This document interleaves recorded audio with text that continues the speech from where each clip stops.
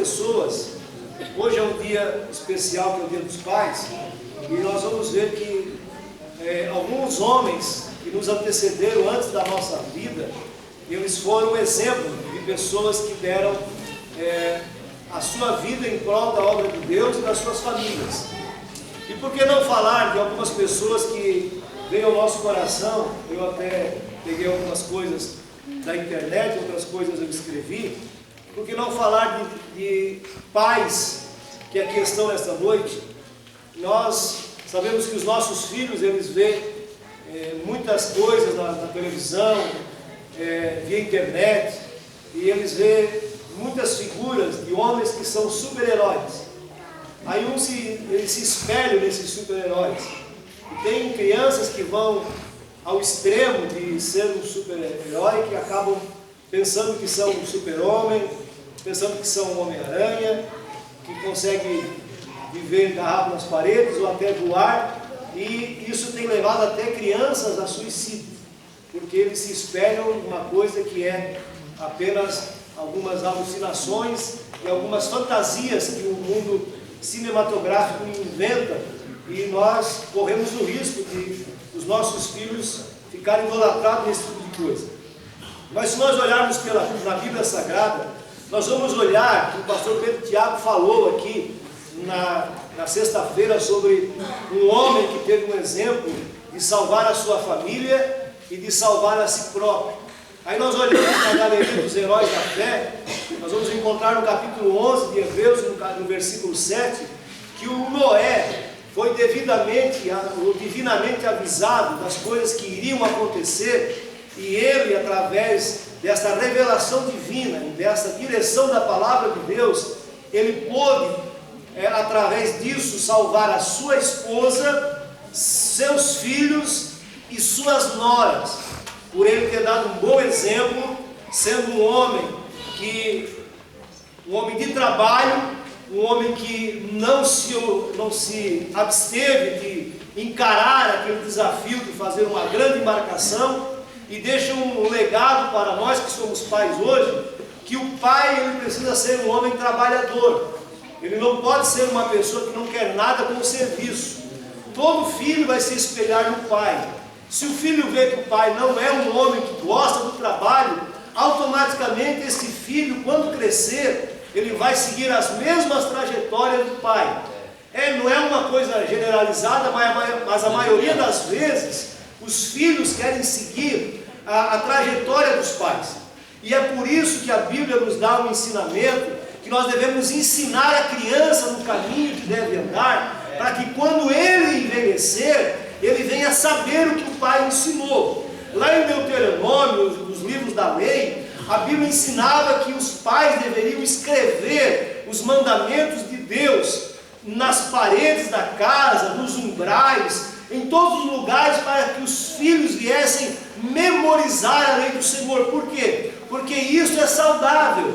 A Bíblia vai falar também que o único mandamento com promessa para uma vida abençoada é que os filhos honrem o pai e honrem a mãe. E por esse motivo é que nós olhamos que o Noé, quando ele foi avisado por Deus, que Deus queria fazer uma justiça no mundo, e que Deus escolheu ele para ser um homem que pregaria a justiça, ele foi um homem que exerceu a função que Deus colocou sobre os seus ombros. A responsabilidade de Noé era criar uma embarcação para salvar a sua esposa, seus filhos e as suas noras, e tantos quantos quisessem entrar na arca. Nós vamos olhar também, se nós olharmos pelo nosso pai na fé, nós vamos saber que o nosso pai na fé é Abraão. Lá no capítulo 12 de Gênesis, você vai encontrar a passagem da chamada de Abraão. Abraão morava na terra de Ur, a Bíblia diz que ele morava na Mesopotâmia, e ele não era um homem pobre, ele era um homem rico, mas a Bíblia diz que pela fé, o Abraão sai do meio da sua casa, da casa do seu pai, da sua parentela, e vai peregrinar num deserto, com a sua família, com a sua esposa, com o seu sobrinho, com o seu pai, e ele, pela fé, abandona as coisas materiais e abraça Deus. E ele diz assim: agora Deus vai ser o meu pai. E Abraão, ele é considerado nosso pai na fé, porque Abraão prova a sua fé com Deus quando Deus pede o que ele tem de mais valor, o seu filho, o filho que ele demorou aproximadamente quase 70 anos, ou 25 anos para receber a promessa de Deus. Ele recebeu a promessa quando estava com quase 100 anos, o filho nasce. Depois que o filho se torna um adolescente, Deus prova a fé de Abraão, pedindo que Abraão oferecesse Isaque lá no monte do sacrifício. O Abraão, ele como um pai, se fosse nos dias de hoje, nós diríamos isso: mas como que Deus vai exigir que um pai sacrifique um filho? Não, é que Deus estava provando a fé. Agora você imagine a trajetória de Abraão até chegar no monte do sacrifício. Você imagine como ficou o coração deste pai, que estava sabendo que Deus tinha pedido algo que era o que ele tinha de maior valor na sua vida. Irmão, nós somos pais, e nós sabemos que quando nossos filhos adoecem, quando os nossos filhos vão mal, quando os nossos filhos estão em crise, nós entramos em estresse, nós entramos em depressão, a nossa pressão se descontrola. Eu tive um problema de pressão, a minha pressão era um relógio, mas quando meu filho passou por uma crise muito grande, desencadeou em mim um problema de pressão, e eu nunca mais consegui controlar. Por quê? Porque o meu psicológico abalou. Por quê? Porque o filho é a nossa prole, o filho é a nossa metade, saiu das nossas entranhas.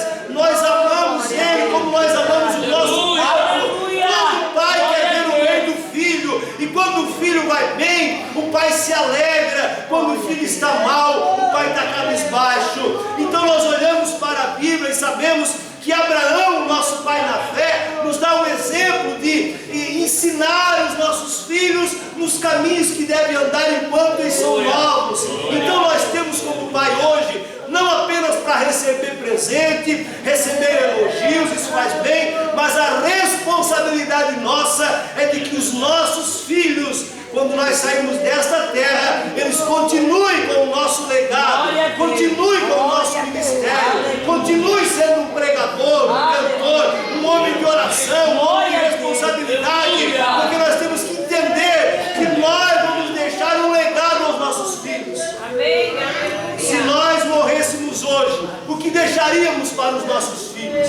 Deixaríamos um bom exemplo ou deixaríamos um mau exemplo para os nossos filhos?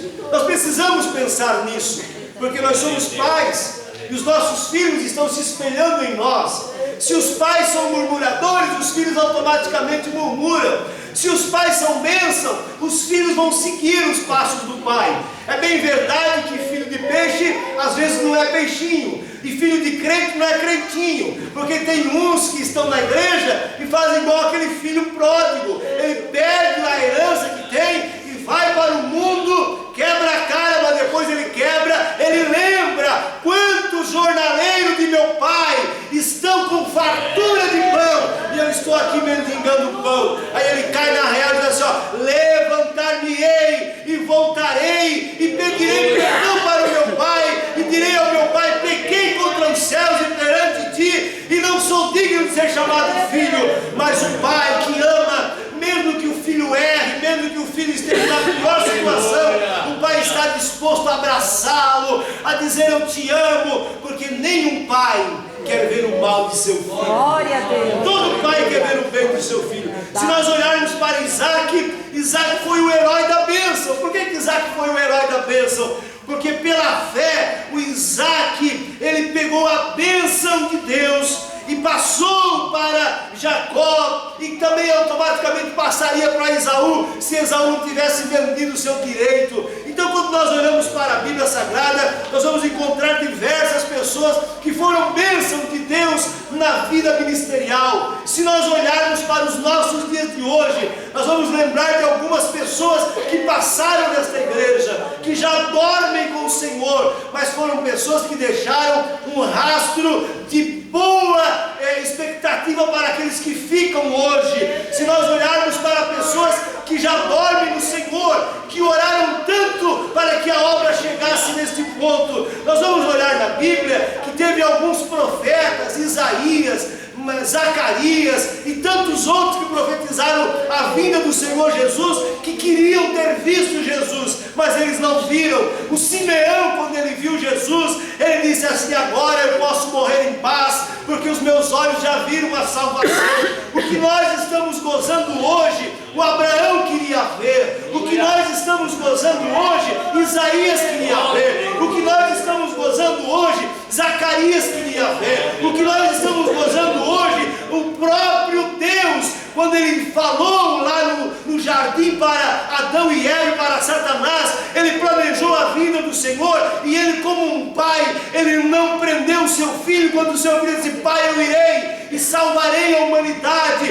Deus é o nosso Pai, que Ele nos ama tanto, que abre mão do seu Filho, que deixa o esplendor da sua glória, vem para a humanidade, dá a sua vida, para que eu e você venhamos ser salvos. Para que melhor amor do que esse? Aleluia! Tem alguém que nos ama tanto, que nos dá um privilégio tão grande de salvação, que nós poderíamos dizer assim: pastor, mas isso foi porque eu era para ser salvo, como alguém prega por aí, que a gente é predestinado à salvação. Claro que nós somos. Se nós olharmos biblicamente, nós somos predestinados. Por quê? Porque a Bíblia diz que Deus não tem prazer na morte do ímpio. Deus tem prazer que todos venham ao conhecimento da verdade. E se nós estamos aqui nesta noite, é porque nós fomos alcançados pela misericórdia de Deus, e a sua misericórdia fez com que nós pudéssemos estar aqui para sermos abençoados. Quando nós olhamos para heróis na Bíblia, nós vamos lembrar de Jacó, nós vamos lembrar de Josué. Quem era Josué? Josué foi um homem que nos dá um exemplo muito grande. Quando as pessoas estavam cocheando em dois pensamentos, uns queriam servir a um tipo de Deus, outros queriam servir a outros tipos de deuses, agora Josué se levanta no meio da congregação e lança um desafio: olha, vocês que sabem, se vocês quiserem seguir Pedro, vamos supor aqui não tinha Pedro, mas Pedro, Tiago, João, Bartolomeu, hoje diríamos assim, se querem seguir espiritismo, budismo, e sei lá, e tantas coisas que tem hoje aí para seguir, ele diz assim: vocês podem seguir, porém eu e a minha casa serviremos ao Senhor. Josué, ele nos dá um exemplo muito lindo de que pela fé ele poderia salvar a sua família. E ele diz o seguinte, olha, ele diz assim, ó, Josué é um exemplo de pai decidido. Não é aquele pai que fica em cima do muro: hoje eu estou no jogo, amanhã eu estou na igreja. Hoje eu estou no boteco, amanhã eu estou na igreja. Não, Josué era decidido: a minha decisão é essa, eu e a minha casa serviremos ao Senhor. Glória a Deus, aleluia. Agora o que vocês querem fazer não interessa, tá bom? Acende as luzes do celular e nós vamos encerrar. Tem bastante celular na igreja, eu sei que tem. Então acende a lanterna dele aí, que eu estou com uma luz aqui. Eu leio a Bíblia até meia-noite. Até ele explica, eu vou lá buscar minha caixa, eu faço 7 horas de culto, ó. Vai acabando aí, nós já vamos encerrar. Mas olha só o que Josué chama a atenção. Ele chama o exemplo de que o pai, ele tem que ser um homem decidido. Se ele quiser ser um herói para os seus filhos, que seja um homem que tenha pulso, seja um homem decisivo, que não perca a esperança, que não perca a bênção de Deus, porque um homem, para ser um exemplo para os seus filhos, ele precisa ser exemplo dentro da sua casa. E Josué, ele é esse homem exemplar, ele é um homem que toma uma atitude. Quando o povo de Deus estava fraco na fé, ele diz assim: eu vou ficar firme e vou servir ao Senhor. Se vocês quiserem servir outros deuses, sirva, mas eu não, eu vou ficar firme. Então, meus irmãos, uma mensagem que não tem como nós levarmos avante, mas escute só: qual é o pai que não quer ter o orgulho de ver os seus filhos falando bem dele? Qual é o pai que não quer isso? Todos os pais querem que o filho fale bem dele. Por quê? Olha, quando um filho fala bem de um pai é uma coisa gloriosa.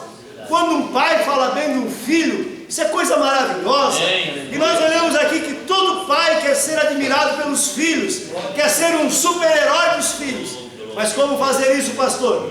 demonstrando fidelidade, demonstrando integridade, respeito, firmeza, trabalho, confiança.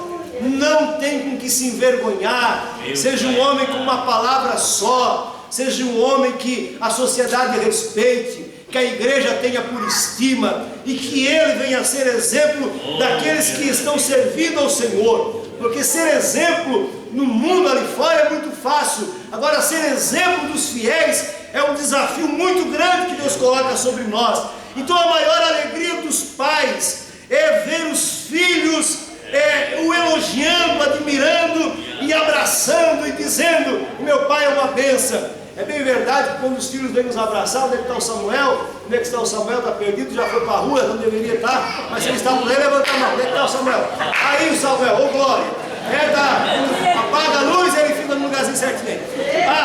O Samuel, quando ele chega assim me abraçando: pai, eu te amo, pai, eu te amo. O que é que tu quer? Porque quando eles vêm abraçando, ele já vem pedindo alguma coisa. Ou eles querem um fonezinho, ou eles querem dinheiro para comprar. Eles sempre chegam abraçando. Não, mas não é só isso. O filho abraça também quando o pai não tem nada para dar. Nós aprendemos aqui com o pastor Pedro Tiago que às vezes a gente não tem para dar. E quando a gente dizer não, o filho também tem que abraçar o pai. Eu sei que talvez aqui nesta noite nem todos tiveram condições de dar um presente ao pai, mas aquele que pôde deu. Aquele que não pôde dar um presente, deu um abraço. Para que coisa mais gostosa do que você ganhar um abraço de quem você ama, né? Aleluia. A minha esposa hoje, ela me abraçou pelo Dia dos Pais. Aí eu disse assim: agora eu quero te dar um abraço, porque você não tem mais o pai para me abraçar, então eu te abraço hoje. E aí a gente se confraterniza nessa harmonia, meu amor, porque isso faz bem para nós, sabe por quê? Porque nós temos que entender que se nós somos filhos na fé de Abraão, nós estamos aqui, irmão, entre irmãos. E se é uma coisa que nós devemos cuidar nos dias que nós estamos vivendo, é não deixar que nenhuma raiz de amargura venha fazer com que nós venhamos perder a nossa comunhão, a nossa amizade, a nossa harmonia. Então os filhos, eles nos abraçam, eles nos elogiam, eles são bênção de Deus, e todo pai fica feliz quando o filho elogia o pai. Aleluia. Aí, irmão, eu fiquei muito feliz, porque quando eu saí da minha casa, eu saí novo de casa, eu ia trabalhar, trabalhava na Colônia, trabalhava fazendo casa, ia para Porto Alegre, Novo Hamburgo, a gente construía a casa pré-moldada, e eu deixei a casa do pai cedo. Eu voltava no final de semana, mas quando eu casei, foi o único filho que saiu do local onde meu pai mora. E eu saí, e era a propósito de Deus, porque eu saí da casa do meu pai quando eu casei em 85, depois em 89 eu aceitei Jesus, e quando eu aceitei Jesus, eu era ignorado pela minha família e pelo meu pai. Mas uns 5, 6 anos atrás, um pouquinho mais talvez, eu tive o prazer de, quando eu cheguei no advogado, um advogado crente, que eu arrumei para ele resolver uma causa dele. Aí quando eu cheguei no escritório de advocacia, o advogado se levantou, me cumprimentou, porque eu era o pastor dele. Paz do Senhor, pastor Osni. Aí eu vi o meu pai se dobrar, e o meu pai estendeu a mão, e deu a paz do Senhor para o advogado. Disse: opa, o que é isso que está acontecendo agora? Meu pai teve que se orgulhar de mim. Hoje, ele tem orgulho porque eu sou pastor. Eu tenho alguns irmãos que estão na errada da vida, e ele diz assim: por que eles não vão para a igreja do Osni? Porque lá eles cantam, eles pregam, eles têm uma vida diferenciada. É isso que faz mudar, irmãos. Às vezes o próprio Jesus disse assim: olha, quem não deixar pai, mãe, irmãos e irmãs por amor de mim, não é apto para estar junto comigo. Então, às vezes as nossas decisões vão influenciar na vida do nosso pai. Eu vi o Salés hoje testemunhando de que o pai dele ganhou uma Bíblia ainda quando existia uma foto da igreja na capa da Bíblia, na contracapa da Bíblia, existia a foto da Igreja Assembleia de Deus de Criciúma. Quantos lembram dessa Bíblia? Eu não peguei essa Bíblia porque eu não me converti naquela época, mas ele ganhou e fazia muitos anos. Ele tinha essa Bíblia guardada, uma Bíblia de zíper, e ele pregou para o seu pai. O Salés falou para mim hoje, pregou muito para o seu pai. E ele chegou um dia que ele disse assim: ó, eu vou desistir de pregar para o meu pai, não vou mais pregar para o meu pai.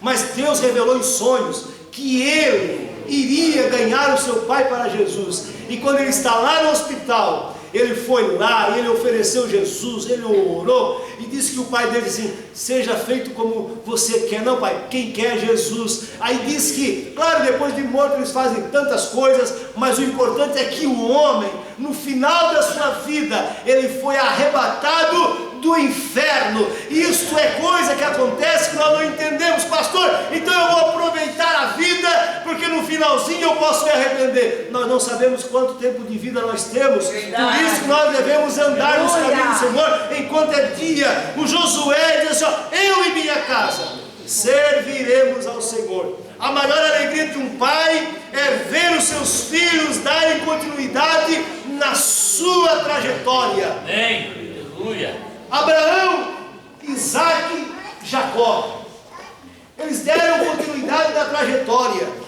Nós vimos aqui que o Natan leu uma história de que os filhos não deram continuidade no ministério do pai, Ofni e Finéias. Eles brincavam com as coisas de Deus, eles metiam um garfo na panela onde eles não podiam mexer, e eles perderam a vida, perderam a presença de Deus, perderam a visão de ver o filho nascer. Já pensou alguém esperando o filho nascer? Como estava ansioso o Rafael que viesse o Miguel, né? O Miguel veio, se o Rafael não temesse a Deus, fosse na época o Icabor, já que nasceu, que não tinha culpa alguma. Os filhos de Eli brincavam com as coisas de Deus, não deram continuidade no ministério de Eli, zombaram e tiveram um final de vida trágico, porque não honraram o pai e mãe, porque não honraram o ministério do pai. Enquanto Abraão, Isaac e Jacó têm umas coisas tremendas e maravilhosas, porque eles deram crédito e deram valor ao ministério que Deus deu para eles. Por isso que os filhos nossos devem ser instruídos a levar à frente os nossos projetos, principalmente quando se trata da salvação. Escuta, irmãos, pais que aqui estão, sacerdotes da casa, os nossos filhos precisam herdar de nós que existe céu, existe inferno e não tem um outro caminho, e que o caminho para o céu é o caminho que Jesus escolheu para nós, e que nós, como sacerdotes, devemos inculcar na mente deles, enquanto eles tiverem vida e saúde, de que o verdadeiro caminho é Jesus Cristo. Esse é o nosso dever como pai, como sacerdote da casa. Não é apenas ser o mandante, ser o dono, o que acha que tem toda a razão, não. O cabeça da casa é Cristo, o homem é o cabeça da mulher, o homem é feito para trazer o sustento, administrar a família. A mordomia que Deus entregou na mão de um homem é muito grande. Tem gente que pensa que casar é apenas colocar uma aliança, agora eu tenho uma esposa, eu tenho alguns filhos. Não, vai muito além. Você tem que trabalhar em cima dos teus filhos, para que quando você morrer, eles continuem com a trajetória de vida que você vai deixar para eles. E isso se faz como? Ensinando. Isso faz-se como? Fazendo superar as adversidades da vida, passando as crises, mas não desanimando de Deus. Olha, se os filhos de Jó tivessem vivido o momento que Jó passou, será que eles suportariam o que Jó passou? O Jó estava na pior calamidade. Olha, quando meu pai tinha dinheiro, era rico, eu servia o meu pai fielmente, mas o meu pai faliu, o meu pai perdeu tudo, o meu pai está enfermo, está com câncer. Eu ia passar um vídeo aqui nesta noite, que acho que alguém já viu. Um senhor de idade, ele vai com um filho para um parque, e ele já está bem esquecidinho. Você pode olhar na sua casa, eu vou passar depois um dia aqui. É um homem, o pai, o filho e um pássaro. Aí o filho pergunta para o pai, ou o pai pergunta para o filho, o que é aquilo ali? Ele diz assim, é um pardal. Ele pergunta uma vez, ele pergunta duas vezes, ele pergunta três vezes, e na quarta vez, o filho estoura com o pai, diz assim, eu já não disse que é um pardal, o que você está querendo? E xingou o pai. Aí o pai se levantou, foi para dentro de casa, uma ilustração bem legal, foi para dentro de casa, pegou um livrinho, ele trouxe o livro e deu para o filho ler. Ele só bateu assim, ó. Lê. Aí o filho começou a ler, lê em voz alta. Aí ele registrou, o pai tinha registrado, que há muito tempo atrás ele foi ao parque com o filho. E o filho perguntou para ele 21 vezes que pássaro era aquele.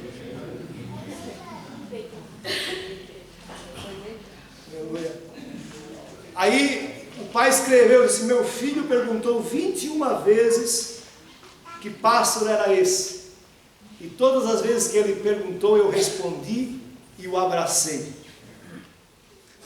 E o filho leu aquilo, e quando o filho acabou de fazer aquela leitura, ele virou para o pai, grudou no seu pescoço e chorou e pede perdão. Porque às vezes nós achamos que as pessoas de idade, elas vão ficando um pouco impertinentes, vão ficando um pouco insuportáveis, e a gente vai achando que nós não vamos ficar velhos. O tempo passa para todos. Todos nós vamos envelhecer. Verdade. Com exceção do arrebatamento, Aleluia. Todos nós vamos passar pela velhice. Uns com saúde, outros com esquecimento, com enfermidades, mas todos nós vamos chegar lá. Moral da história. O pai tinha respondido 21 vezes para o filho que era um pardal, e quando respondia abraçava, porque achava lindo o filho conversar com o pai. Agora o pai está dependente do filho, e quando o pai pergunta por 4 vezes que pássaro era aquele, o filho se irritou. O que você quer comigo? Que essas brincadeiras? Irritado, o pai se levanta e traz o diário e manda ele ler. Aí o filho viu, e o pai teve paciência de 21 vezes me abraçar e responder, para que quem sabe eu aprendesse a dizer que era um pardal. Agora meu pai está esquecido e não sabe mais o nome do pássaro, e me pergunta toda vez que o pássaro pousa. Pousava o pardal uma vez, ele perguntava, pousava outra vez, o que é aquilo? Pardal, o que é aquilo? É um pardal. Até que o filho se irritou. Quantos filhos que se irritam com os pais, mas não lembram que só estão aqui porque tem um pai. Glória a Deus.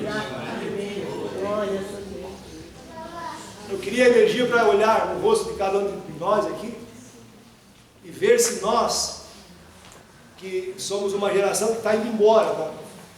A geração da cera em pasta, a geração do fósforo, que hoje não fez falta aqui, né? O celular supera. A geração da vela, da lamparina, a geração da moenda de cana, da tafona de milho, a geração da trilhadeira, a geração do siguete, da piqueça, a geração de carpideira, de arado. Essa geração está indo embora, mas foi uma geração muito feliz, foi uma geração que soube viver. A geração de fazer o melado, de fazer o açúcar e de raspar o chamado bugio na beira daquela caldeira, e colher com uma colher feita com a casca da cana, aquela colherzinha. Quantos passaram por isso? Levanta a mão e você enxerga aí. Olha aí, alguém passou por isso. Passar, coisa gostosa, um dia frio, fazendo açúcar, e a gente rapava aquilo ali, comia com muito gosto, vivia feliz, alegre, todo manchado de colher fumo, todo manchado roupa, manchado mão, dormia com as mãos manchadas, dormia em colchão de palha, cheio às vezes de caroço, doía as costas. Hoje tem colchão magnético, tem colchão de espuma, reforçado, tem massagem, e não se tem mais sono. Por quê? Porque nós estamos inquietos, somos ingratos, precisamos agradecer a Deus pela salvação.